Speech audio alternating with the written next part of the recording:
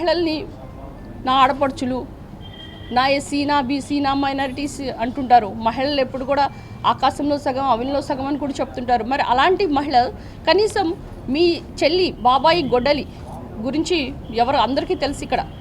మరి న్యాయం చేయండి, బాబాయ్ చనిపోయాడని మీ చెల్లి సునీతారెడ్డి వస్తే మీరు ఏం న్యాయం చేశారు? మరి మీరు ఏ విధంగా ఆ కేసుని ఏ విధంగా ప్రొలాంగ్ చేశారో మీ అందరికీ తెలుసు. మరి సొంత చెల్లి నా ఆస్తి పంచండి వైఎస్ షర్మిల గారు అడిగితే మీరు ఏ విధంగా ఆమెని ఇంటి నుంచి వెళ్ళగొట్టారు? మీకు అసలుకి మీకు చెల్లి, అక్క, చెల్లి, అసలుకి తల్లి ఇలాంటి వాళ్ళు ఎవరన్నా మీ దగ్గర ఉన్నారా? కాదు, కనీసం సొంత తల్లిని, చెల్లిని మీరు గౌరవించలేని వాళ్ళు సాటి మహిళల్ని ఎలా గౌరవిస్తారు అని అనుకుంటారు. ఇక్కడ ఎవరు అనుకోవట్లేదు. మీ సంస్కారం అంతే ఉంది. ఎప్పుడైతే మీ దంపతుల్ని జగన్ రెడ్డి గారు, భారతిరెడ్డి గారిని మా కార్యకర్త ఒక చిన్న మాట అంటేనే వెంటనే కిరణ్ని సస్పెండ్ చేసిన పార్టీ తెలుగుదేశం పార్టీ. ఈరోజు మహిళలంటే గౌరవించాలి, మహిళల్ని మనము పెద్దపీట వేయాలి. అదే వ్యవస్థలో మనము ఉన్నాం. అలాంటప్పుడు మీ ఎక్స్ మినిస్టర్ రోజా గారు ఏం చెప్పారు? లోకేష్ గారికి చీర సారే పంపిస్తానంటుంది. అంటే అసలు ఏం మాట్లాడతారు మీరు? మరి అసెంబ్లీని అయితే బూతుల కేంద్రంగా మార్చేసి అసెంబ్లీ సాక్షిగా భువనేశ్వర్ గారిని మీరు ఏ విధంగా మీరు అగౌరవపరిచారు, ఎలాంటి అశ్లీల పదజాలాలు వాడారు? ఆ దెబ్బతోనే మీ అందరికి కూడా ఎప్పుడు 175/175 అనేవాళ్ళు కదా. మీకు ఎన్ని సీట్లు వచ్చినాయండి? కనీసం ప్రతిపక్ష హోదా కూడా రాలేదు. 11 సీట్లతో మీరు ఎక్కడున్నారు ఇప్పుడు? ఎప్పుడైతే ఒక మోనార్క్గా మీరు ఇప్పుడు ఇది గమనించాలి. కర్నల్ గద్దాఫీ అనే వ్యక్తి లిబియాలో ఒక మోనార్క్ ఉండేవాడు. హిట్లర్ మీకు తెలుసు జర్మనీలో, తర్వాత కిమ్, వీళ్ళందరూ ఏ విధంగా నియంతలుగా ఉన్నారో, నియంతల పార్టీ, నియంతల ప్రభుత్వాన్ని ఎప్పుడు కూడా ఎవరు హర్షించరు. అందుకే ఈ నియంతైన జగన్మోహన్ రెడ్డిని 11 సీట్లతో కనీస ప్రతిపక్ష హోదా కూడా ఇవ్వకుండా జనాలు ఇంటికి పంపించారు. అయినా ఇప్పుడు కూడా మీకు బుద్ధి రాలేదా? మీలో మార్పు రాలేదా? ఎందుకంటే మార్పు అనేది ఎవరన్నా కానీ ఒకసారి ఓడిపోతే మన పార్టీ ఎందుకు ఓడిపోయింది, మనం ఏం తప్పులు చేశాము, మన సొంత ఎమ్మెల్యేలే ఎందుకు పోయి వేరే వాళ్ళకి ప్రతిపక్షంలో జాయిన్ అయ్యారు అని మీరు ఒక్కసారైనా ఆలోచించారా? ఎప్పుడు ఆలోచించారు? ఇంతకాలము మీరు ప్యాలెస్లో కూర్చొని, కాంప్లెక్స్లో కూర్చొని జనాలందరినీ పిలిచి ఎప్పుడైనా రివ్యూ మీటింగ్స్ అక్కడ చేసేవాళ్ళు, కానీ ఎప్పుడైనా ప్రజల్లోకి వెళ్ళారా? మరి ఇప్పుడెందుకు మీరంతా ఆత్రపడుతున్నారు? ప్రతిసారి పొదలి వెళ్ళారు, ఏమైంది? అక్కడ పాపం మహిళలు శాంతియుతంగా ధర్నాలు చేస్తుంటే బీర్ బాటిల్ వేపిస్తారు. మరి మొన్న సింగయ్య ఆయన్ని తొక్కిచ్చేశారు కార్ కింద. మరి ఈ విధంగా ఎవరిని మీరు కనీసం ప్రజల్లోకి వస్తే ప్రజలకి రక్షణ ఉందా? అంతేకాకుండా ఏపీ అనేది అమరావతి, పోలవరం ఈ బ్రాండ్ ఇమేజ్తో మనకి ఈరోజు మరి అమరావతి అయితే ఏంటి, పోలవరం ఏంటి, 15,000 కోట్ల పైనగా మనకి శాంక్షన్ అయిపోయి ఈరోజు మనము శరవేగంగా ముందుకెళ్తుంటే మీరు చేస్తున్న పని ఏంటి? పరిశ్రమలు రాకుండా ఇక్కడ ఏమీ అభద్రత ఉంది, ఇక్కడ అన్నీ కూడా శాంతియుతంగా లేదు అని పరిశ్రమలు రాకుండా మీరు అమరావతి యొక్క బ్రాండ్ ఇమేజ్ని మీరు నాశనం చేస్తున్న విషయం నిజం కాదా?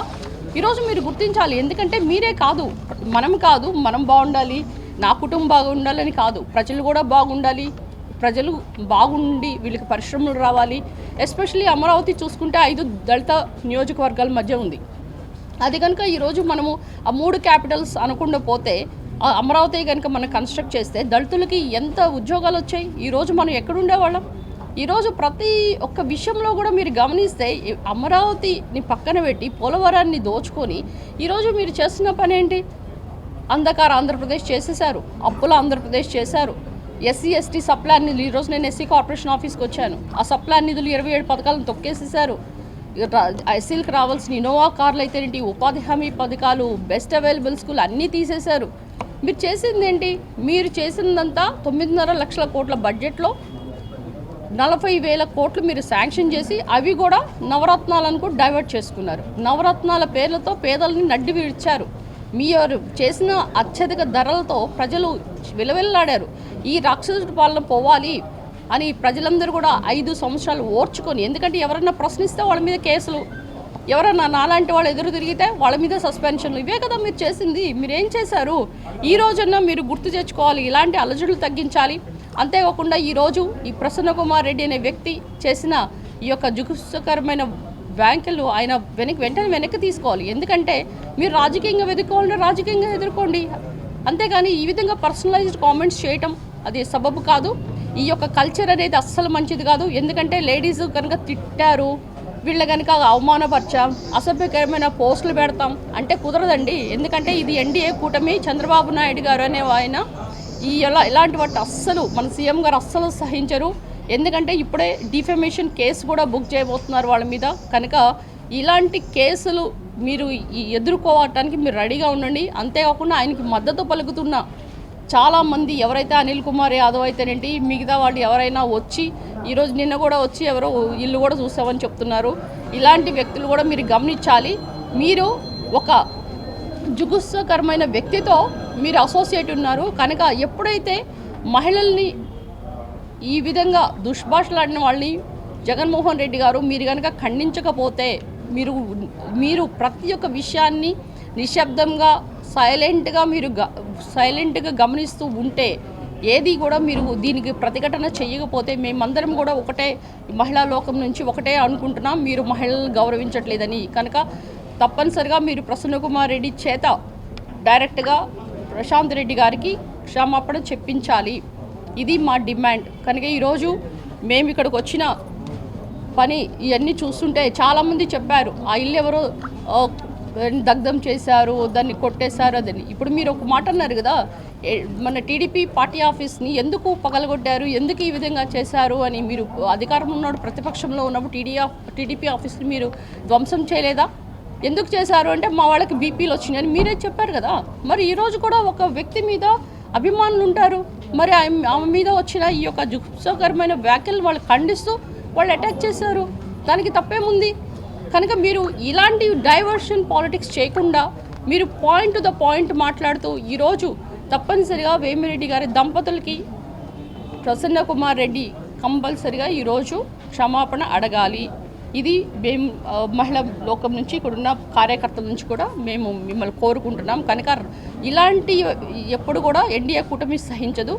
ఎవరైనా ఈరోజు వైసీపీ కార్యకర్తలు మీరందరూ ఒకటి గుర్తుపెట్టుకోవాలి, మీరేదో మీ నాయకుడు సైలెంట్గా ఉన్నాడు మేము రెచ్చిపోతామని, అది మీకు అస్సలు మంచిది కాదు. బీపీలు తగ్గించుకోండి. ఎందుకంటే ఇదివరకులాగా మేము ఎవరి మీద వాళ్ళతో కలబడతాం, కేసులు పెట్టుకుంటాం, మళ్ళీ తిరిగితే ఈరోజు అలా క్షమించే పరిస్థితే లేదు. ఎందుకంటే రాష్ట్రం చాలా ప్రశాంతంగా శాంతి భద్రతతో ఉంది.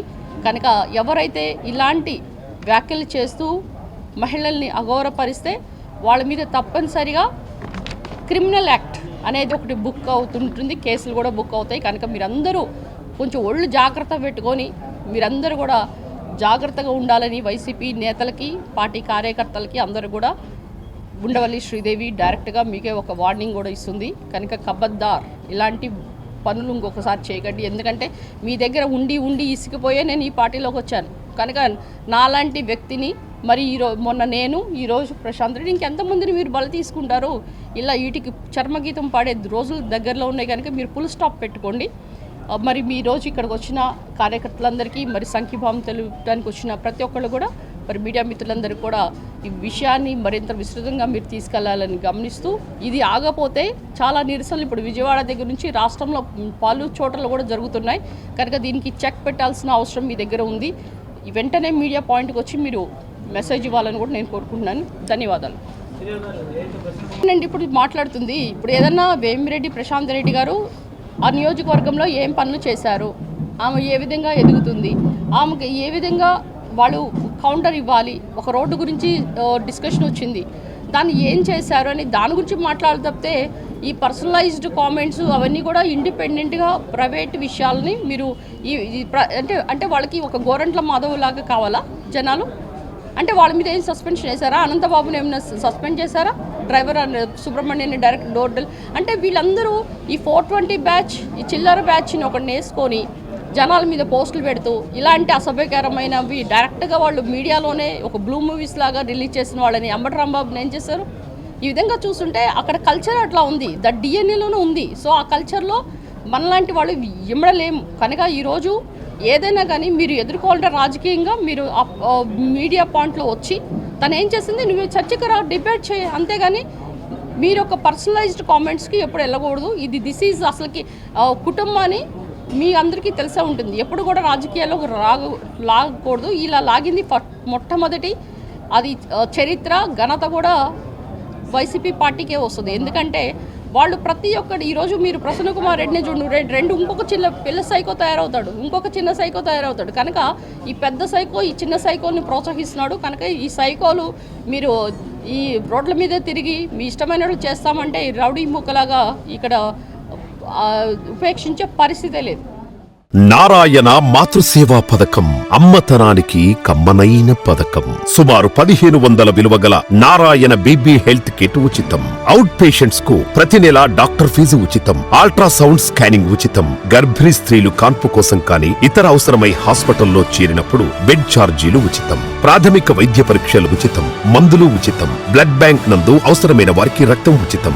5 నుండి 9 నెలల గర్భిణీలకు ప్రతి నెల చెకప్ సమయంలో ఉచిత డ్రై ఫ్రూట్ బాక్స్ మరియు వేరుశెనగ చిక్కీలు ఉచితంగా ఇవ్వబడును. బిడ్డ పోషణ నిమిత్తం తల్లికి 3000 రూపాయల నగదు అందించబడును. కాన్పు కోసం అంబులెన్స్ ఉచిత పికప్ సదుపాయం కలదు. నెల్లూరు నగర పరిధిలో నారాయణ మాతృసేవా పథకం నెల్లూరు.